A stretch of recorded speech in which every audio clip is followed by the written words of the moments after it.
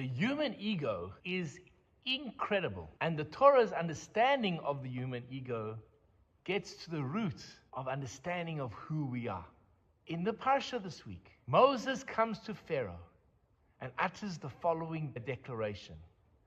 B'chatzot halayla, at around midnight, Hashem is going to strike down your firstborn. And then the Torah, when it describes the event itself, says, Vahi b'chatzi halayla. It was exactly at midnight that Hashem struck the Egyptians. 2 letters. When Moses tells Pharaoh, he says, kachatzot.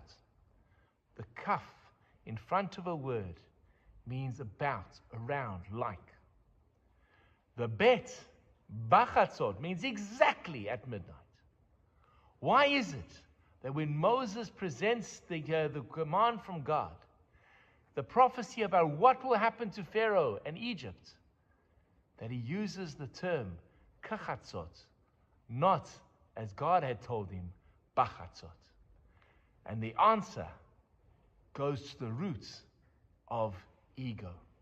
When Pharaoh hears the command that God is going to strike at midnight, around midnight, Pharaoh has already seen 9 times Moses has spoken, and he's 9-0, and 9 times he delivered.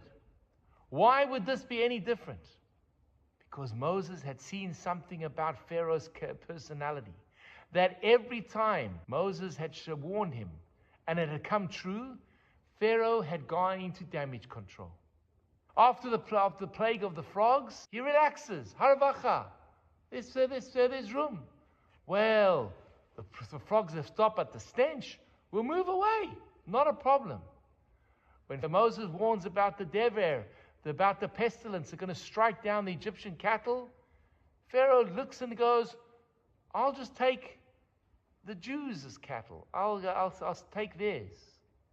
For every one of the 10 plagues, Pharaoh is able to find a way out, to go into damage control and find a way as to why he should not give in to Moses. And therefore, when Moses instructs Pharaoh, he says, kachatzot, around midnight. Because what would have happened? Moses said, God was going to strike at midnight, but my watch says 11:59. Or my watch says 12:01. You lied. You don't have the ear of God. Because God would have said exactly. And if Moses said to him, it was exact, your watch was off, Pharaoh would point to his watch and go, no, you're the one who are off.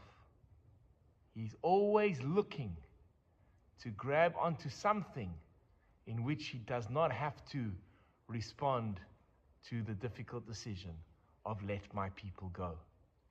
And when we read the story, we realize how many times do we act like Pharaoh in this story?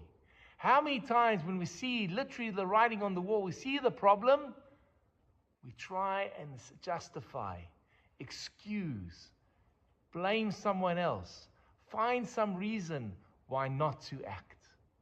And therefore, Moses in his wisdom uses the term kachatzot, around midnight.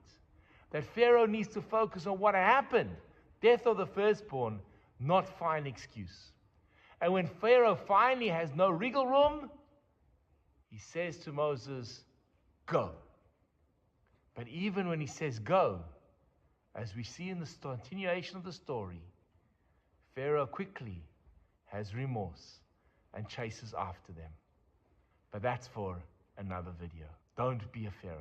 Shabbat shalom. Hi, this is Rabbi Lewin. If you've enjoyed the content of the sermons and the ideas that have been expressed in the YouTube video, please hit that subscription button and notification bell and share the videos with friends. We'd love to grow the channel and love to engage with you. Please share your comments in the section below. I'd love to hear from you. Have an amazing day.